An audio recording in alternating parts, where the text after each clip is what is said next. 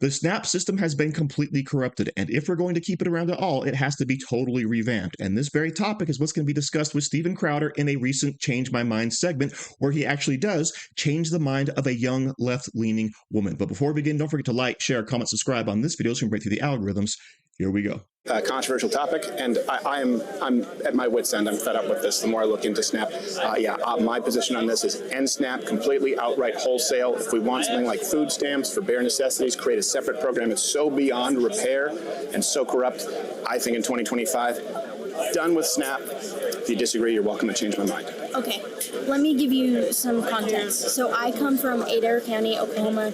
When I was growing up, it was the #1 poorest county. We've moved up in the world, and now we're the 3rd poorest county. And good for you. I know, out of all 77, yay! Yeah. It's baby steps. Yes, I'm a Cherokee citizen. Cherokee Nation is very prevalent in my little bitty town. Even with Cherokee Nation, we still depend on SNAP. Yeah. Why? Yes. Because it's a very rural, very small town, and we have a lot of small jobs that pay minimum wage, so people are not able to afford rent and eat. I think some people in the government are looking at the numbers and not the people in the geographical areas of where they're forgive me, what do you mean by those in the government? Because the government position has been overwhelming support for SNAP to the point that it's ridiculous, where the #1 purchased item is sugary sodas. That's $100 to $130 billion a year, $9 billion of which just go to soda alone. You can get everything on SNAP. You can get caviar on SNAP.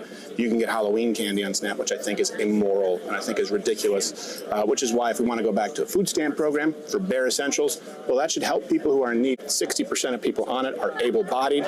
We can't reform it at all. If the government can't cut Coca-Cola from SNAP, then we can't cut anything. Enjoy your debt. You're a lot younger than me. If we can't have work requirements 80 hours a month, which is what's opposed by the Democrat Party, then we can't have any requirements. That's why I say we got to do away with it wholesale and do something else. Do you think we should change it to, at the very least, hey, get rid of soda, treats from SNAP? I would say soda.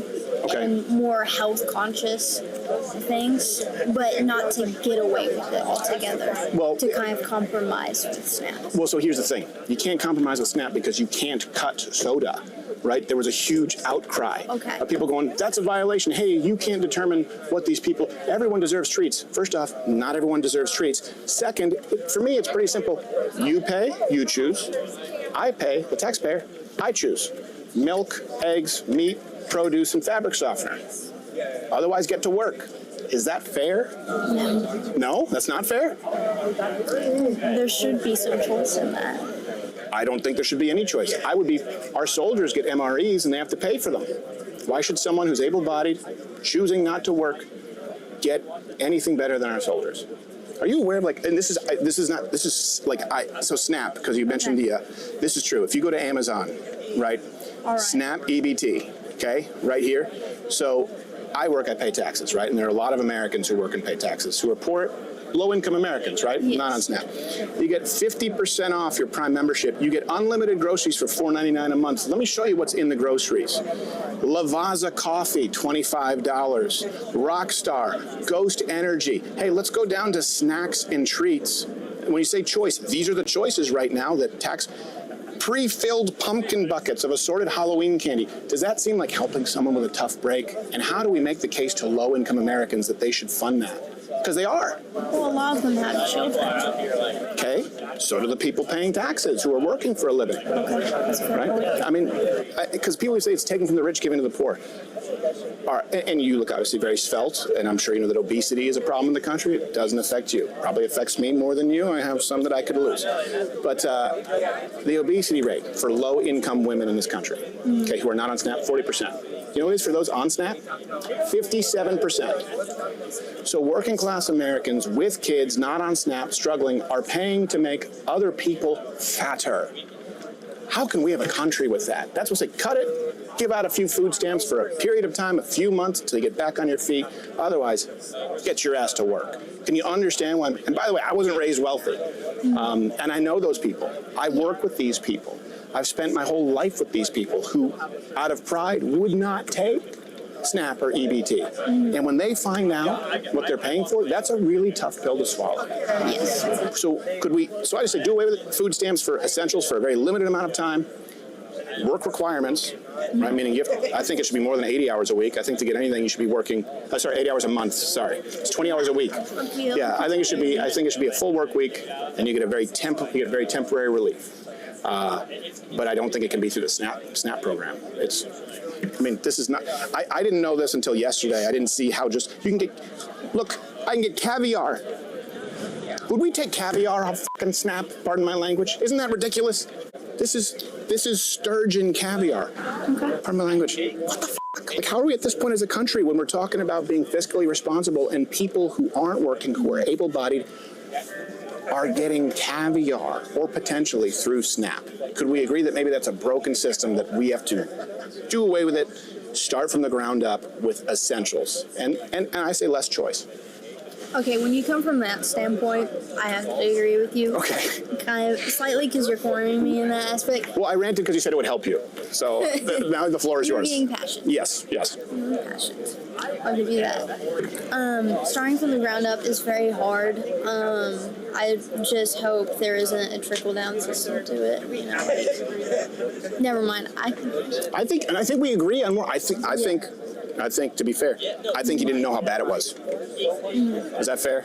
Yes. I think he thought, oh, man, someone who's struggling, who's getting bare essentials. I don't think you realize that people who can work, who choose not to, are getting fatter on this shit, all done in the name of equity. So first of all, good on this lady for recognizing some of the corruption going on in SNAP, okay? Because when Steven Crowder makes the point that when you pay, you get to choose, but when we pay, we get to choose what you get. And of course, we're talking about all of the crazy garbage people are able to buy on our tax dollars through their SNAP benefits, all right? And he goes through the lists: caviar, top grade steaks, salmon, all this stuff that of course is not bare bones essentials, not things that are in need to help people survive, not as SNAP stands for the supplemental nutrition, right? Instead, it's top of the line stuff delivered directly to you from Amazon for the low price of $4.99 a month. That's the SNAP benefits that people are fighting for. And I love how Stephen also brings up the idea that, you know what, when you can't cut out sugary drinks, when you can't even do that, when there's such a huge outcry saying, oh, even poor people deserve